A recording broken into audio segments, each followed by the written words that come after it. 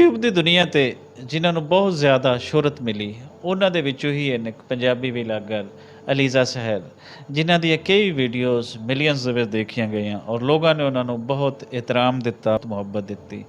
ਅੱਜ ਪੰਜਾਬੀ ਪ੍ਰਚਾਰ ਦੀ ਟੀਮ ਵੀ ਪਹੁੰਚੀ ਹੈ ਉਹਨਾਂ ਦੇ ਘਰ ਔਰ ਉਹਨਾਂ ਦੀ ਜ਼ਾਤੀ ਜ਼ਿੰਦਗੀ ਦੇ ਬਾਰੇ ਨਾ ਸਿਰਫ ਸਵਾਲ ਹੋਣਗੇ, ਬਲਕਿ ਉਹਨਾਂ ਦੀਆਂ ਕਾਮਯਾਬੀਆਂ 'ਤੇ ਵੀ ਗੱਲਾਂ ਹੋਣਗੀਆਂ ਔਰ ਇਸ ਬਾਰੇ ਵੀ ਜਾਣਾਂਗੇ ਕਿ ਇਸ ਦੌਰਾਨ ਉਹਨਾਂ ਨੂੰ ਕਿਹੜੀਆਂ-ਕਿਹੜੀਆਂ ਮੁਸ਼ਕਲਾਂ ਦਾ ਸਾਹਮਣਾ ਕਰਨਾ ਪਿਆ। ਸੋ ਆਓ ਗੱਲ ਕਰਦੇ ਹਾਂ ਅਲੀਜ਼ਾ ਸਹਿਰ ਜੀ ਨਾਲ। ਅਲੀਜ਼ਾ ਸਹਿਰ ਜੀ, ਕੀ ਹਾਲ ਹੈ ਤੁਹਾਡਾ? ਹਾਂਜੀ ਜੀ, ਅਲਹਮਦੁਲਿਲਾ।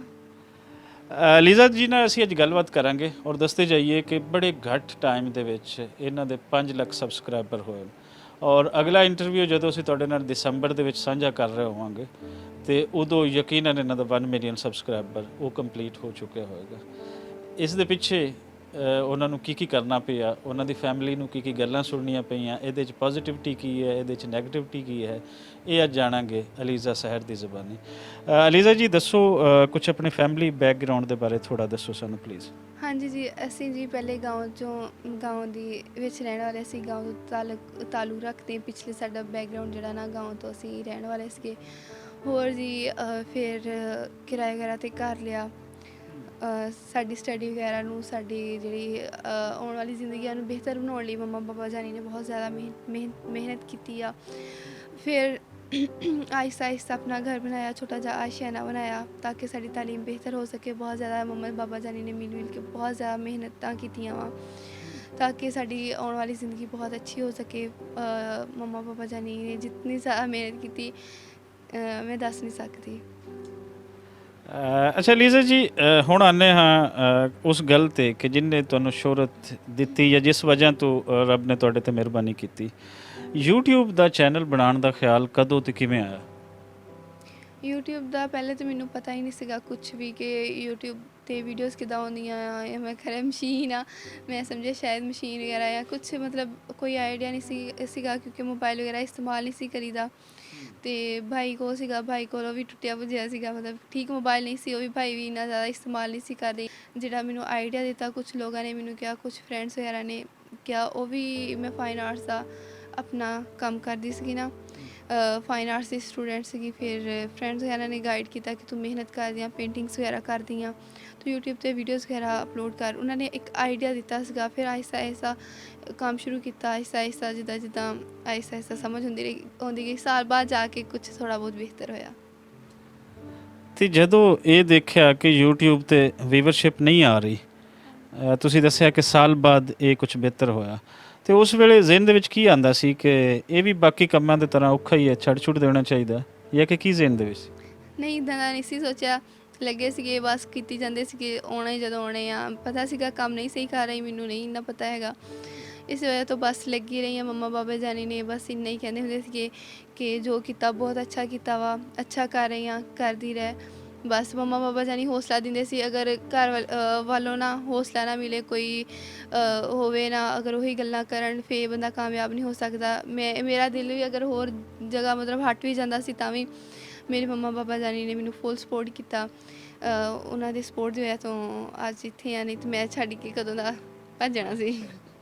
ਤੁਸੀਂ ਸੱਚੀ ਗੱਲ ਕੀਤੀ ਕਿ ਤੁਸੀਂ ਛੱਡ ਦੇਣਾ ਸੀ, ਲੇਕਿਨ ਤੁਹਾਡੇ ਜਿਹੜੇ ਪੇਰੈਂਟਸ ਹਨ, ਤੁਹਾਡੇ ਮਾਪੇ ਹਨ, ਉਹਨਾਂ ਦੀ ਸਪੋਰਟ, ਉਹਨਾਂ ਨੇ ਤੁਹਾਨੂੰ ਹਿੰਮਤ ਦਿੱਤੀ ਅਤੇ ਤੁਸੀਂ ਲੱਗੇ ਰਹੇ ਔਰ ਅੱਜ ਤੁਹਾਨੂੰ ਕਾਮਯਾਬੀ ਮਿਲੀ। ਅੱਛਾ, ਕਿਹੜੀ ਵੀਡੀਓ ਸੀ ਜਿਹੜੀ ਵਾਇਰਲ ਹੋਈ ਔਰ ਤੁਹਾਨੂੰ ਲੱਗਾ ਕਿ ਲਓ ਜੀ ਗੱਲ ਬਣ ਗਈ ਹੈ, ਹੁਣ ਮੇਰੀਆਂ ਵੀਡੀਓਜ਼ ਵੇਖੀਆਂ ਜਾਣਗੀਆਂ? ਹਾਂਜੀ ਜੀ, ਸ਼ੁਕਰ ਅਲਹਮਦੁਲਿਲਾ। ਮੇਰੀ ਵੀਡੀਓ ਵਾਇਰਲ ਹੋਈ ਸੀਗੀ ਗੋਭੀ ਦੇ ਪਕੌੜਿਆਂ ਦੀ, ਪੰਜਾਬੀ ਸਟਾਈਲ ਵਿੱਚ ਬਣਾਏ ਸੀਗੇ। ਪੰਜਾਬੀ ਵੀਡੀਓ ਸੀਗੀ ਮੇਰੀ। ਫਿਰ ਮੇਰੀ ਵੀਡੀਓ ਪਹਿਲੇ ਉਹ ਵਾਇਰਲ ਹੋਈ। ਉਸ ਤੋਂ ਬਾਅਦ ਅੱਛੇ ਵਿਊਜ਼ ਆਏ, ਬਹੁਤ ਅੱਛੇ ਵਿਊਜ਼ ਆਏ ਮਾਸ਼ਾਅੱਲਾ। ਮੇਰੀ ਉਹ ਪਹਿਲੀ ਵੀਡੀਓ ਸੀਗੀ। ਉਸ ਤੋਂ ਬਾਅਦ ਸੀਗੀ ਮੇਰੀ ਗੋਭੀ ਦੇ ਸਾਲਣ ਦੀ, ਗੋਭੀ ਦੇ ਸਾਲਣ ਵਾਲੀ। ਫਿਰ ਅੱਗੇ ਚਲੀ ਗਈ ਗੋਭੀ ਦੇ ਪਕੌੜਿਆਂ ਦੀ, ਪਿੱਛੇ ਰਹਿ ਗਈ, ਦੋਨੇ ਗੋਭੀ ਵਾਲੀਆਂ ਹੀ ਚੱਲੀਆਂ। ਲੱਕੀ ਗੋਭੀ। ਇਟਸ ਮੀਨ ਕਿ ਜਿਹੜੇ ਪੰਜਾਬੀ ਆ ਉਹ ਗੋਭੀ ਨੂੰ ਪਸੰਦ ਕਰਦੇ ਆ। ਹਾਂਜੀ ਬਿਲਕੁਲ ਜੀ, ਗੋਭੀ ਪਸੰਦ ਕਰਦੇ ਆ, ਬਹੁਤ ਜ਼ਿਆਦਾ ਪਸੰਦ ਕਰਦੇ ਆ। ਉਹ ਵੀ ਸਿੰਪਲ ਜਿਹੀਆਂ ਰੈਸਪੀਆਂ ਸੀਗੀਆਂ ਅਤੇ ਉਹਦੇ ਵਿੱਚ ਜੀ ਮੇਰੀ ਡਰੈਸਿੰਗ ਪਸੰਦ ਕੀਤੀ ਗਈ, ਮੇਰਾ ਕਿਚਨ ਪਸੰਦ ਕੀਤਾ ਗਿਆ, ਸਾਦਗੀ ਪਸੰਦ ਕੀਤੀ ਗਈ। ਅੱਛਾ ਲੀਜ਼ਾ ਜੀ, ਅਕਸਰ ਇਹ ਹੁੰਦਾ ਹੈ ਕਿ ਜਦੋਂ ਤੁਹਾਨੂੰ ਫੇਮ ਮਿਲਦਾ ਹੈ ਅਤੇ ਤੁਹਾਡੇ ਕੁਛ ਹਾਸਿਦ ਵੀ ਪੈਦਾ ਹੋ ਜਾਂਦੇ ਨੇ। ਜਿੱਥੇ ਤੁਹਾਨੂੰ ਪਿਆਰ ਮੁਹੱਬਤ ਦੇਣ ਵਾਲੇ ਲੋਕ ਹੁੰਦੇ ਨੇ, ਇਤਰਾਮ ਦੇਣ ਵਾਲੇ ਲੋਕ ਹੁੰਦੇ ਨੇ, ਉੱਥੇ ਹਸਦ ਕਰਨ ਵਾਲੇ ਲੋਕ ਵੀ ਹੁੰਦੇ ਨੇ। ਤੁਹਾਡੇ ਨਾਲ ਕੀ ਵਾਪਰੀ, ਕਿ ਕੁਛ ਹੋਇਆ ਇਸ ਤਰੀਕੇ ਨਾਲ, ਜਾਂ ਕਿ ਤੁਸੀਂ ਖੁਸ਼ਕਿਸਮਤ ਹੋ ਇਸ ਬਾਰੇ? ਬੁਰੇ ਬਹੁਤ ਬੁਰੇ ਵੀ ਲੋਕ ਹੁੰਦੇ ਆ, ਅੱਛੇ ਜਿਹੜੇ ਹੁੰਦੇ ਬਹੁਤ ਅੱਛੇ ਵੀ ਹੁੰਦੇ। ਹੁਣ ਹਰ ਤਰ੍ਹਾਂ ਦੇ ਸੋਸਾਇਟੀ ਵਿੱਚ ਹੁੰਦੇ ਲੋਕ, ਕੁਝ ਅੱਛੇ ਮਿਲਦੇ, ਕੁਝ ਬੁਰੇ ਲੱਭਦੇ ਆ। ਹੁਣ ਜ਼ਿੰਦਗੀ ਦੇ ਵਿੱਚ ਇਹੀ ਕੁਝ ਚੱਲਦਾ। हाँ मतलब मिक्स है ਤੁਹਾਡੇ ਬਾਰੇ ਵੀ ਮਿਕਸ ਹੈ ਕਿ ਲੋਕ ਐਸੇ ਕੁਛ ਆਏ ਜਿਨ੍ਹਾਂ ਦੇ ਅੰਦਰ ਨੈਗੇਟਿਵਿਟੀ ਸੀ, ਲੇਕਿਨ ਐਸੇ ਲੋਕ ਵੀ ਜ਼ਿਆਦਾ ਸਨ ਜਿਨ੍ਹਾਂ ਨੇ ਪੋਜ਼ਿਟਿਵਿਟੀ ਦੇ ਥਰੂ ਤੁਹਾਨੂੰ ਸ਼ੋਹਰਤ ਦੀਆਂ ਬੁਲੰਦੀਆਂ ਤੇ ਅੱਜ ਪਹੁੰਚਾਇਆ। ਤੇ YouTube ਤੋਂ ਇੱਕ ਅਕਸਰ ਜਿਹੜਾ ਸਵਾਲ ਪੁੱਛਿਆ ਜਾਂਦਾ ਹੈ ਕਿ ਕਿੰਨੇ ਕੁ ਵਿਊਜ਼ ਤੁਹਾਡੇ ਮੰਥਲੀ ਆ ਜਾਂਦੇ ਨੇ ਤੇ ਕਿੰਨੇ ਕੁ ਪੈਸੇ ਮਾਸ਼ਾਅੱਲਾ ਅਰਨ ਕਰ ਲੈਂਦੇ ਹੋ?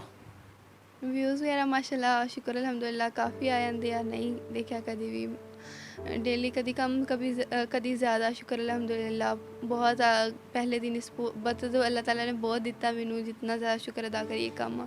ਜਿਹੜੀ ਇਨਕਮ ਆ ਮਾਸ਼ਾਅੱਲਾ ਉਹ ਵੀ ਜੀ ਸ਼ੁਕਰ ਅਲਹਮਦੁਲਿਲਾ ਬਹੁਤ ਸੋਹਣਾ ਘਰ ਦਾ ਚੱਲ ਰਿਹਾ ਵਾ। ਕੰਮ ਸ਼ਮ ਮਿਲ ਜੁਲ ਕੇ ਕਰ ਰਹੇ ਆ, ਸਭੀ ਸਪੋਰਟ ਕਰ ਰਹੇ, ਆਈਡੀਆਜ਼ ਵਗੈਰਾ ਲੈ ਲਈਦੇ ਆ, ਸਾਰਾ ਕੁਝ ਮਿਲ ਕੇ ਕਰ ਰਹੇ ਆ ਸਾਰਾ। ਤੇ ਫੈਮਿਲੀ ਨੂੰ ਇਸ ਅਰਨਿੰਗ ਤੋਂ ਸਪੋਰਟ ਕਿਵੇਂ ਮਿਲੀ? ਫੈਮਿਲੀ ਇਸ ਤੋਂ ਪਹਿਲੇ ਖੁਸ਼ਹਾਲ ਸੀ ਜਾਂ ਕਿ ਜਿਹੜੇ ਫੈਮਿਲੀ ਨੇ ਤੁਹਾਡਾ ਸਾਥ ਦਿੱਤਾ ਔਰ ਇਸ ਵੇਲੇ ਜੋ ਸੈਟਅਪ ਇੱਕ ਬਣ ਚੁੱਕਾ ਹੈ ਹੁਣ ਫੈਮਿਲੀ ਸੌਖੀ ਹੈ, ਖੁਸ਼ਹਾਲ ਹੈ? ਸ਼ੁਕਰ ਅਲਹਮਦੁਲਿਲਾ ਜਿੰਨਾ ਹੋਵੇ ਉਨਾ ਹੀ ਥੋੜ੍ਹਾ ਹੁੰਦਾ ਵਾ। ਜਦੋਂ ਸਾਡੀ ਪਹਿਲੇ ਜ਼ਿੰਦਗੀ ਸੀ ਉਦੋਂ ਵੀ ਬਹੁਤ ਸੋਹਣੀ ਸੀ, ਹੁਣ ਵੀ ਬਹੁਤ ਸੋਹਣੀ ਆ, ਲੇਕਿਨ ਜਿਹੜੀ ਪਹਿਲੇ ਵਾਲੀ ਸੀਗੀ ਉਹ ਵੀ ਬਹੁਤ ਜ਼ਬਰਦਸਤ ਸੀਗੀ, ਉਹ ਜ਼ਿਆਦਾ ਸੋਹਣੀ ਸੀਗੀ। ਹੁਣ ਵੀ ਇਹ ਸ਼ੁਕਰ ਅਲਹਮਦੁਲਿਲਾ ਅੱਲਾਹ ਤਾਲਾ ਜਿੰਨਾ ਦੇਵੇ ਉਨਾ ਹੀ ਕੰਮ ਆ। ਬੜੀ ਸੋਹਣੀ ਗੱਲ ਕੀਤੀ ਕਿ ਜਿਸ ਹਾਲ ਦੇ ਵਿੱਚ ਰੱਬ ਰੱਖਦਾ ਹੈ ਯਕੀਨਨ ਉਹ ਸੋਹਣੀ ਲਾਈਫ ਹੀ ਹੁੰਦੀ ਹੈ। ਔਰ ਇਹ ਕੋਈ ਫੇਮ ਮਿਲ ਜਾਣਾ ਅਗਰ ਅਸੀਂ ਇਸ ਨੂੰ ਕਾਮਯਾਬੀ ਕਹਿੰਦੇ ਹਾਂ, ਤੇ ਦੂਸਰੇ ਐਂਡ 'ਤੇ ਇਹ ਵੀ ਹੈ ਕਿ ਕੁਝ ਲੋਕ ਪੈਸੇ ਨੂੰ ਕਾਮਯਾਬੀ ਸਮਝਦੇ ਹਨ। ਸੋ ਬੜੀ ਇਹਨਾਂ ਦੀ ਇੱਕ ਗੱਲ ਮੈਨੂੰ ਸੋਹਣੀ ਲੱਗੀ ਕਿ ਪਹਿਲੇ ਵੀ ਰੱਬ ਦਾ ਸ਼ੁਕਰ ਸੀ ਤੇ ਹੁਣ ਵੀ ਰੱਬ ਦਾ ਸ਼ੁਕਰ ਹੈ। ਤੇ ਰੱਬ ਦਾ ਇਹੀ ਸ਼ੁਕਰ ਅਦਾ ਕਰਦੇ ਹੋਇਆ ਅਸੀਂ ਇਹਨਾਂ ਤੋਂ ਇਹ ਜਾਣਾਂਗੇ ਕਿ ਜਿਹੜੇ ਬਾਕੀ ਯੂਟਿਊਬਰ ਹਨ ਉਹਨਾਂ ਬਾਰੇ ਇਹ ਕੀ ਉਹਨਾਂ ਨੂੰ ਮੈਸੇਜ ਦੇਣਾ ਚਾਹੁੰਦੇ ਨੇ, ਕੀ ਆਖਣਾ ਚਾਹੁੰਦੇ ਨੇ ਕਿ ਆਇਆ YouTube ਤੋਂ ਕੁਝ ਅਰਨ ਕੀਤਾ ਜਾ ਸਕਦਾ ਹੈ, ਉਹ ਫੇਮ ਹੈ, ਉਹ ਰੈਵਨਿਊ ਹੈ, ਜਾਂ ਕਿ YouTube ਦਾ ਫਿਊਚਰ ਜਿਹੜਾ ਹੈ ਉਹ ਉਹਦੇ ਨਾਲੋਂ ਕੁਝ ਹੋਰ ਚੀਜ਼ਾਂ ਬਹੁਤ ਬਿਹਤਰ ਦੇਖ ਰਹੇ ਨੇ? ਹਾਂਜੀ, ਮੈਂ ਇਹੀ ਕਹਿਣਾ ਚਾਹੂੰਗੀ ਕਿ ਅਗਰ ਤੁਸੀਂ YouTube ਵਗੈਰਾ 'ਤੇ ਕੰਮ ਕਰ ਰਹੇ ਹੋ, ਤੁਸੀਂ ਇਹ ਨਾ ਸਮਝੋ ਕਿ ਇਹ ਮੇਰਾ ਕੰਮ ਵਾ। ਇਹ ਤੁਸੀਂ ਬਸ ਦਿਲ ਲਗਾ ਕੇ ਕੰਮ ਕਰੋ, ਕਾਮਯਾਬੀ ਰੱਬ ਦੇਣ ਵਾਲਾ ਵਾ। ਤੁਸੀਂ ਦਿਲ ਲਗਾ ਕੇ ਕੰਮ ਕਰ, ਇਸ ਤੋਂ ਬਾਅਦ ਹੋਰ ਕੁਛ ਵੀ ਨਹੀਂ ਹੁੰਦਾ। ਫੇਮ ਵਗੈਰਾ ਬਾਕੀ ਫੇਮਸ ਹੋਣ ਵਾਲੀ ਗੱਲ ਇਹ ਤਾਂ ਇੱਥੇ ਰਹਿ ਜਾਣੀ ਆ। ਹਾਂਜੀ। ਅੱਛਾ ਲੀਜ਼ਾ ਜੀ, ਸਾਡੀ ਸੁਸਾਇਟੀ ਦੇ ਵਿੱਚ ਅੱਜ ਕੱਲ੍ਹ ਦੇ ਜਿਹੜੇ ਬੱਚੇ ਬੱਚੀਆਂ ਹਾਂ ਉਹ ਹੋਰ ਲੈਂਗੁਏਜਸ ਦੇ ਵਿੱਚ ਗੱਲ ਕਰਨਾ ਉਹ ਬਹੁਤ ਪਸੰਦ ਕਰਦੇ ਨੇ। ਪੰਜਾਬ ਦੇ ਬੱਚੇ ਪੰਜਾਬੀ ਨੂੰ ਸੈਂਕੜ ਜਾਂ ਥਰਡ ਲੈਂਗੁਏਜ ਦੇ ਤੌਰ 'ਤੇ ਲੈਂਦੇ ਨੇ, ਲੇਕਿਨ ਤੁਸੀਂ ਪੰਜਾਬੀ ਲੈਂਗੁਏਜ ਨੂੰ ਪਹਿਲੇ ਸਟੈਪ 'ਤੇ ਲਿਆ। ਮਤਲਬ ਸਭ ਤੋਂ ਪਹਿਲੇ ਜਿਹੜਾ ਚੁਣਾਵ ਹੈ ਤੁਹਾਡਾ ਉਹ ਪੰਜਾਬੀ ਵੱਲ ਹੈ, ਔਰ ਅੱਜ ਤੁਹਾਨੂੰ ਫੇਮ ਵੀ ਮਿਲ ਚੁੱਕਾ ਹੈ। ਇਸ ਦੇ ਬਾਵਜੂਦ ਤੁਸੀਂ ਪੰਜਾਬੀ 'ਚ ਵੀਲਾਗ ਕਰਦੇ ਹੋ, ਘਰ ਵੀ ਤੁਸੀਂ ਪੰਜਾਬੀ ਬੋਲ ਰਹੇ ਹੋ, ਸਾਰਾ ਕੁਝ ਤੁਹਾਡੇ ਨਾਲ ਪੰਜਾਬੀ ਦੀ ਬਹੁਤ ਗਹਿਰੀ ਜੁੜਤ ਹੈ। ਇਹ ਕਿਵੇਂ ਨਿਸਬਤ ਬਣਦੀ ਹੈ? ਸ਼ੁਰੂ ਤੋਂ ਇਹ ਕਿਵੇਂ ਸ਼ਊਰ ਆਉਂਦਾ ਹੈ, ਕਿਵੇਂ ਜਾਗ੍ਰਿਤੀ ਆਉਂਦੀ? ਹਾਂਜੀ ਜੀ, ਇਹ ਜੀ ਸਾਡੀ ਮਾਦਰੀ ਜ਼ੁਬਾਨ ਆ, ਸਾਡੀ ਇਹ ਜ਼ੁਬਾਨ ਆ ਪੰਜਾਬੀ। ਅਸੀਂ ਬੋਲਦੇ ਹਾਂ, ਸਾਨੂੰ ਇਹ ਅੱਛੀ ਲੱਗਦੀ ਆ। ਜਿਹੜਾ ਸਾਨੂੰ ਅੱਛੀ ਸਾਡੀ ਜ਼ੁਬਾਨ ਲੱਗਦੀ, ਪੰਜਾਬੀ ਲੱਗਦੀ, ਅਤੇ ਸ਼ੁਰੂ ਤੋਂ ਜੀ ਅਸੀਂ ਪੰਜਾਬੀ ਬੋਲਦੇ ਹੁੰਦੇ ਪਏ। ਸਾਡੀ ਸਾਰੀਆਂ ਮਤਲਬ ਨਸਲਾਂ ਵਗੈਰਾ, ਕਿਉਂਕਿ ਅਸੀਂ ਇੰਡੀਆ 'ਚੋਂ ਹਾਂ, ਜਲੰਧਰ ਵਿੱਚੋਂ ਹਾਂ, ਪੰਜਾਬੀ ਹਾਂ, ਪੰਜਾਬੀ ਬੋਲਣਾ ਪਸੰਦ ਕਰਦੇ। ਹਾਂ, ਜਲੰਧਰ ਵੀ ਪੰਜਾਬ ਹੈ, ਇੰਡੀਆ ਤੇ ਬਾਅਦ ਦੇ ਵਿੱਚ ਬਣ ਰਹੀ ਹੈ ਤੇ ਪੂਰਾ ਪੰਜਾਬ ਹੀ ਹੈ। ਸੋ ਪੰਜਾਬ ਦੇ ਵਿੱਚ ਜਿਹੜੇ ਉੱਥੋਂ ਆਏ ਉਹ ਵੀ ਸਾਡਾ ਫਖਰ ਹਨ, ਜਿਹੜੇ ਇੱਥੋਂ ਦੇ ਪੰਜਾਬੀ ਸਨ ਉਹ ਵੀ ਸਾਡਾ ਫਖਰ ਹੈ। ਤੇ ਇਹ ਦੱਸੋ ਵੀ ਐਜੂਕੇਸ਼ਨ ਕਿਤਨੀ ਆਪਣੀ ਤੇ ਕਿੱਥੇ ਕਿੱਥੇ ਪੜ੍ਹਦੇ ਰਹੇ? ਮੈਂ ਜੀ FA ਕੀਤਾ ਵਾ, ਪਿਛਲੇ ਸਾਲ ਮੇਰਾ ਕੰਪਲੀਟ ਹੋਇਆ ਵਾ। ਇਸ ਸਾਲ ਮੈਂ 3rd ਈਅਰ ਵਿੱਚ ਵੀ ਐਡਮਿਸ਼ਨ ਲਿਆ ਸੀਗਾ, ਲੇਕਿਨ ਮੈਨੂੰ ਸਮਝ ਨਹੀਂ ਆਈ। ਮੈਂ ਹੁਣ ਨੈਕਸਟ ਜਿਹੜਾ ਵਾ YouTube ਦੀ ਤਰਫ ਧਿਆਨ ਦੇ ਦਿੱਤਾ, ਕਿਉਂਕਿ ਪੜ੍ਹਿਆ ਵੀ ਕੰਮ ਆਉਂਦਾ ਵਾ। ਉੱਧਰ ਵੀ ਮੈਂ ਧਿਆਨ ਲਾਇਆ, ਉੱਧਰ ਮੇਰਾ ਮਾਸ਼ਾਅੱਲਾ ਕੰਮ ਸੋਹਣਾ ਗਿਆ, ਮੈਂ ਉੱਧਰ ਧਿਆਨ ਲਗਾਇਆ। ਖਾਸ ਕਰ ਆਖਰੀ ਕੁਐਸਚਨ ਮੇਰਾ ਇਹ ਹੈ ਕਿ ਲੜਕੀਆਂ ਨੂੰ ਕੀ ਮੈਸੇਜ ਦੇਣਾ ਚਾਹੋਗੇ ਜਿਹੜੀਆਂ ਬਹੁਤ ਝਿਜਕਦੀਆਂ ਵਾ, ਜਿਹੜੀਆਂ ਕੁਝ ਨਹੀਂ ਕਰਦੀਆਂ ਔਰ ਨਾ ਕੋਈ ਉਹਨਾਂ ਨੂੰ ਕਰਨ ਦਿੰਦਾ, ਉਹਨਾਂ ਨੂੰ ਕੀ ਮੈਸੇਜ ਦੇਣਾ ਚਾਹੋਗੇ? ਹੋਰਾਂ ਨੂੰ ਕੀ ਦੇਣਾ, ਮੈਂ ਆਪਣੇ 'ਤੇ ਹੀ ਲਵਾਂ ਕਿ ਮੈਂ ਬਹੁਤ ਜ਼ਿਆਦਾ ਇੱਦਾਂ ਸੀਗੀ ਕਿ ਝਿਜਕਦੀ ਸੀ ਬਹੁਤ ਜ਼ਿਆਦਾ। ਇੱਦਾਂ ਪਹਿਲੇ ਮੈਂ ਵੀ YouTube 'ਤੇ ਆਈ, ਮੇਰੇ ਹੱਥ ਨਜ਼ਰ ਆਉਂਦੇ ਸੀਗੇ, ਉਦੋਂ ਵੀ ਮੈਨੂੰ ਅਜੀਬ ਲੱਗਦਾ ਸੀਗਾ। ਫਿਰ ਵੋਇਸ ਨਹੀਂ ਸੀ ਮੈਂ ਰਿਕਾਰਡ ਕਰਦੀ ਹੁੰਦੀ, ਫਿਰ ਵੋਇਸ ਜਦੋਂ ਕੀਤੀ ਉਦੋਂ ਵੀ ਮੈਨੂੰ ਬਹੁਤ ਜ਼ਿਆਦਾ ਅਜੀਬ ਲੱਗਦਾ ਸੀਗਾ। ਨਹੀਂ ਹੋਣੀ, ਸਾਰਾ ਦਿਨ ਲੱਗੇ ਰਹਿਣਾ, ਉਹ ਵੀ ਅੱਛੀ ਨਾ ਹੋਣੀ। ਅਗਰ ਫਿਰ ਬਾਅਦ 'ਚੋਂ ਆਹਿਸਤਾ ਕੋਈ ਅਗਰ ਲਫ਼ਜ਼ ਬੋਲਣਾ ਵਾ, ਮੰਮਾ ਬਾਬਾ ਜਾਨੀ ਕੋ ਪੁੱਛ ਕੇ ਬੋਲਣਾ ਕਿ ਨੈਕਸਟ ਲਫ਼ਜ਼ ਕੀ ਬੋਲਣਾ ਨਹੀਂ ਸੀ ਹੁੰਦਾ। ਸਕੂਲ ਦੀ ਲਾਈਫ ਵਿੱਚ, ਕਾਲਜ ਵਿੱਚ ਮੈਂ ਪਿੱਛੇ ਰਹੀ ਹਾਂ, ਕਦੀ ਸਾਹਮਣੇ ਨਹੀਂ ਆਈ ਮੈਂ। ਬਹੁਤ ਅਜੀਬ ਮਤਲਬ ਮਹਿਸੂਸ ਕਰ ਰਹੀ ਸੀ। ਫਿਰ ਲੇਕਿਨ ਯੂਟਿਊਬ 'ਤੇ ਜਿਵੇਂ ਜਿਵੇਂ ਮੈਂ ਆਹਿਸਤਾ ਆਹਿਸਤਾ ਆ ਗਈ ਸਾਹਮਣੇ, ਤੇ ਹੋਰ ਲੜਕੀਆਂ ਨੂੰ ਇਹੀ ਮੈਸੇਜ ਦੇਣਾ ਚਾਹੂੰਗੀ ਕਿ ਮਿਹਨਤ ਜਿਹੜੀ ਆ ਉਹਦੇ ਵਿੱਚ ਕੋਈ ਮਤਲਬ ਨਹੀਂ ਹੁੰਦਾ, ਮਿਹਣਾ ਨਹੀਂ ਹੁੰਦਾ, ਜਿਵੇਂ ਪੰਜਾਬੀ 'ਚ ਕਿਹਾ ਜਾਂਦਾ ਵਾ। ਮਿਹਨਤ 'ਚ ਕੋਈ ਮਿਹਣਾ ਨਹੀਂ। ਹਾਂਜੀ, ਤੇ ਅਗਰ ਉਹਨਾਂ ਨੇ ਮਿਹਨਤ ਕਰਨੀ ਆ, ਦਿਲ ਲਗਾ ਕੇ ਮਿਹਨਤ ਕਰੋ, ਕਾਮਯਾਬੀ ਰੱਬ ਦੇਣ ਵਾਲਾ ਵਾ। ਤੇ ਬਸ ਤੁਸੀਂ ਆਪਣੀ ਮਿਹਨਤ ਕਰੋ, ਆਪਣੇ ਵਾਲਦੈਨ ਦਾ ਵਾਲਦੈਨ ਕੋਲੋਂ ਸਭ ਤੋਂ ਪਹਿਲਾਂ ਇਜਾਜ਼ਤ ਲਵੋ। ਅਗਰ ਤੁਹਾਡੇ ਵਾਲਦੈਨ ਸਪੋਰਟ ਕਰਦੇ ਆ, ਉਹਨਾਂ ਨੂੰ ਤੁਹਾਡੇ 'ਤੇ ਯਕੀਨ ਹੈਗਾ, ਤੇ ਤੁਸੀਂ ਆਪਣਾ ਅੱਛੇ ਅੰਦਾਜ਼ ਨਾਲ ਕਰੋ। ਤੇ ਅਗਰ ਤੁਹਾਨੂੰ ਉਹਨਾਂ 'ਤੇ ਯਕੀਨ ਆ, ਫਿਰ ਵੀ ਤੁਸੀਂ ਅੱਛੇ ਅੰਦਾਜ਼ ਨਾਲ ਕਰੋਗੇ, ਤੁਹਾਨੂੰ ਲੋਕ ਵੀ ਪਸੰਦ ਕਰਨਗੇ, ਘਰ ਵਾਲੇ ਵੀ ਤੁਹਾਨੂੰ ਕੁਝ ਨਹੀਂ ਕਹਿਣਗੇ। ਬਹੁਤ ਸ਼ੁਕਰੀਆ ਅਲੀਜ਼ਾ ਜੀ। ਔਰ ਇਹ ਸਨ ਅਲੀਜ਼ਾ ਸਹਿਰ ਜੀ। ਤੁਸੀਂ ਉਹਨਾਂ ਦੇ ਖਿਆਲਾਤ ਜਾਣੇ, ਉਹਨਾਂ ਦੀ ਜਰਨੀ ਕਿਵੇਂ ਸਟਾਰਟ ਹੁੰਦੀ ਹੈ ਔਰ ਫਿਊਚਰ ਦੇ ਵਿੱਚ ਉਹ ਕੀ ਦੇਖ ਰਹੇ ਹਨ। ਯਕੀਨਨ ਜਿਹੜਾ ਡਿਜੀਟਲਾਈਜ਼ ਮੀਡੀਆ ਹੈ ਜਾਂ ਅਸੀਂ ਸੋਸ਼ਲ ਮੀਡੀਆ ਕਹੀਏ, ਆਉਣ ਵਾਲਾ ਦੌਰ ਇਸ ਦਾ ਹੀ ਹੈ, ਨਾ ਇਲੈਕਟ੍ਰੋਨਿਕ ਮੀਡੀਆ ਦਾ ਹੈ, ਨਾ ਪ੍ਰਿੰਟ ਮੀਡੀਆ ਦਾ ਹੈ। ਔਰ ਇਹਦੇ ਰਾਹੀਂ ਅਸੀਂ ਜੋ ਕਰ ਜਾਵਾਂਗੇ ਉਸ ਨੂੰ ਹੀ ਲੰਬੀ ਉਮਰ ਮਿਲਣੀ ਹੈ।